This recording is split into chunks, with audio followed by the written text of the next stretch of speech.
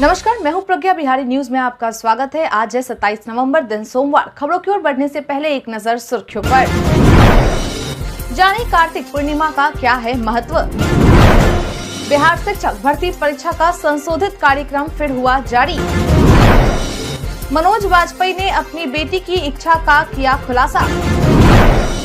मजदूरों को टनल से निकालने के लिए सेना ने संभाला मोर्चा।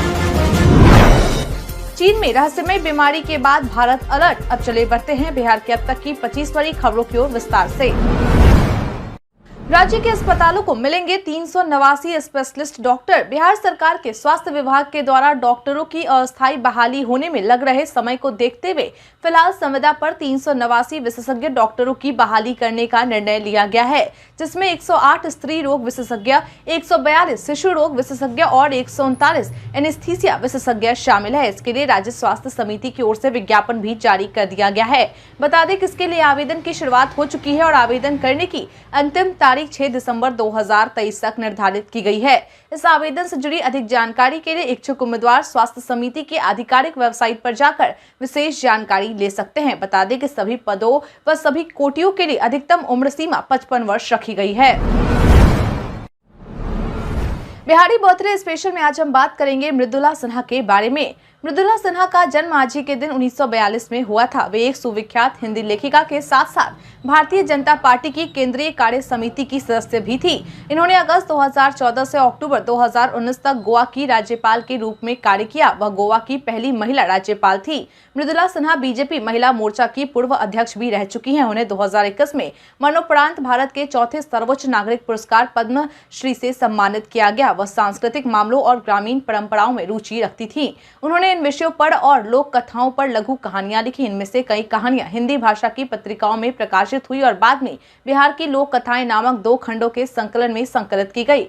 उन्होंने कई उपन्यास और राजमाता विजयाराजे सिंधिया की जीवनी एक थी रानी ऐसी भी लिखी है। इस किताब पर बाद में इसी नाम से एक फिल्म भी बनाई गई। मृदुला सिन्हा को भारत के प्रधानमंत्री नरेंद्र मोदी द्वारा स्वच्छ भारत अभियान के लिए एक राजदूत भी नियुक्त किया गया था। मृदुला सिन्हा को बिहार के मुजफ्फरपुर में बाबा साहेब भीमराव अंबेडकर बिहार विश्वविद्यालय द्वारा मानद डॉक्टरेट की उपाधि मिली। उन्हें 2017 में अखिल भारतीय तेरा पंथ महिला मंडल द्वारा आचार्य तुलसी कर्तव्य पुरस्कार से सम्मानित किया गया था।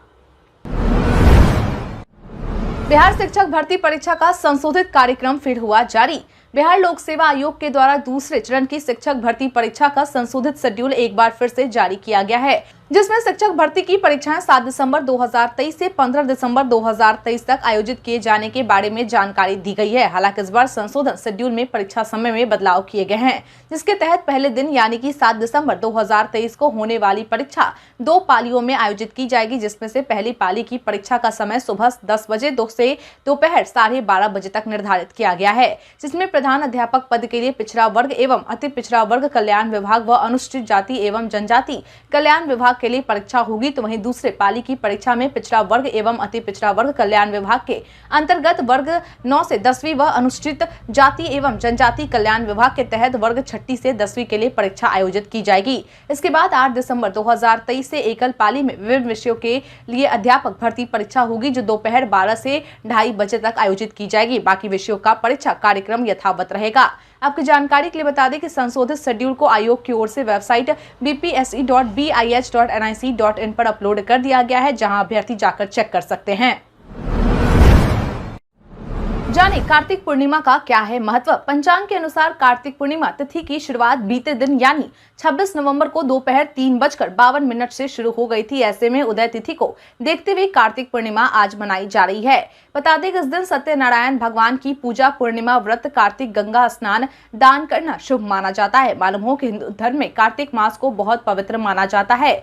साथ ही इस दिन चंद्रमा और माता लक्ष्मी की पूजा करने से धन में वृद्धि होती है। ऐसी मान्यता है कि अगर कार्तिक पूर्णिमा के दिन सुबह स्नान करके पीपल के पेड़ में दूध में शक्कर मिलाकर चढ़ाया जाए तो आपको मां लक्ष्मी की कृपा प्राप्त होगी और धन दौलत में बढ़ोतरी होगी। पूर्णिमा के दिन चंद्रमा अपने पूरे आकार में होता है। पौराणिक मान्यताओं के अनुसार इस दिन भगवान शिव के द्वारा राक्षस त्रिपुरासुर का संहार किया गया था, इसलिए तिथि को त्रिपुरा तिथि के नाम से भी जाना जाता है। मान्यता है कि इस दिन पूरी श्रद्धा भाव के साथ भगवान विष्णु और माता लक्ष्मी की उपासना करने से सुख, समृद्धि और शांति बनी रहती है।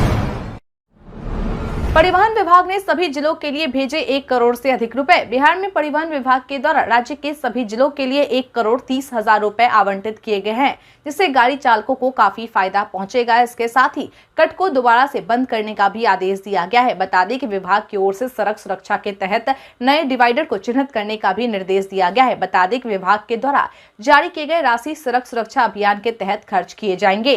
वहीं विभाग की ओर से अब तक 121 डिवाइडर का चयन किया गया है, जिन्हें दुरुस्त करना है। विभाग के मुताबिक सड़क दुर्घटना न हो और गाड़ी एक लेन में चले, इसे लेकर डिवाइडर का निर्माण होता है, लेकिन कभी कभी उसके रखरखाव ठीक से नहीं होते। इस कारण से सड़क दुर्घटना की संभावना बढ़ जाती है। विभाग ने एक बार फिर से जिलों को निर्देश दिया है कि NH, SH और ग्रामीण सड़कों से जोड़ने वाली सड़क के अलावा अगर कहीं भी जबरन कट बनाया गया हो जो हाईवे से सीधे जुड़ता है, उस कट की जांच करके बंद करके रिपोर्ट विभाग को भेजा जाए। साथ ही उस कट के पास जरूरत के मुताबिक ग्रिल लगाया जाए ताकि दोबारा से अस्थायी रास्ता न बने। नशा मुक्ति दिवस पर सीएम नीतीश ने की बिहार में फिर से सर्वे कराए जाने की घोषणा। बीते दिन नशा मुक्ति दिवस के मौके पर बिहार की राजधानी पटना में आयोजित एक कार्यक्रम में मुख्यमंत्री नीतीश कुमार के द्वारा सभी को संबोधित करते हुए बिहार को नशा मुक्त बनाने के लिए किए जा रहे प्रयासों पर बातचीत की गई। उन्होंने कहा कि शराब पर पूरी तरह से रोक है। बिहार ही नहीं, बिहार के बाहर भी देश में काफी लोग इसके पक्ष में हैं। इसका असर देखने को मिला है। इसके साथ ही इस दौरान उन्होंने शराबबंदी कानून लागू किए जाने का प्रभाव जानने के लिए सर्वे कराए जाने का निर्देश दिया। बता दें कि विभाग के द्वारा 12 सप्ताह में सर्वे का काम पूरा करने का लक्ष्य रखा गया है। ऐसे में मार्च 2024 तक सर्वे रिपोर्ट तैयार होने की उम्मीद है। सर्वे की टीम ऑनलाइन डाटा संग्रह करेगी, जिनकी समय समय पर केंद्रीय स्तर से मॉनिटरिंग हो सकेगी। इससे सर्वे में पारदर्शिता आएगी। सर्वे टीम को हिंदी और अंग्रेजी दोनों भाषाओं में रिपोर्ट जमा करना होगा। वहीं मुख्यमंत्री ने कहा कि इसके अलावा कानून बना हुआ है और सबके हित में काम हो रहा है। पहले लोग शाम में बाहर नहीं निकल पाते थे, लेकिन 2005 के बाद जब हमको आपने मौका दिया तो आप रात में देर तक भी घूमते हैं। हमने लड़कियों की पढ़ाई की मजबूत व्यवस्था की। महिलाओं को 50% आरक्षण भी हमारी सरकार ने दिया। पहले लोगों को लड़की पैदा होने पर तकलीफ होती थी, पर अब वह बात नहीं है।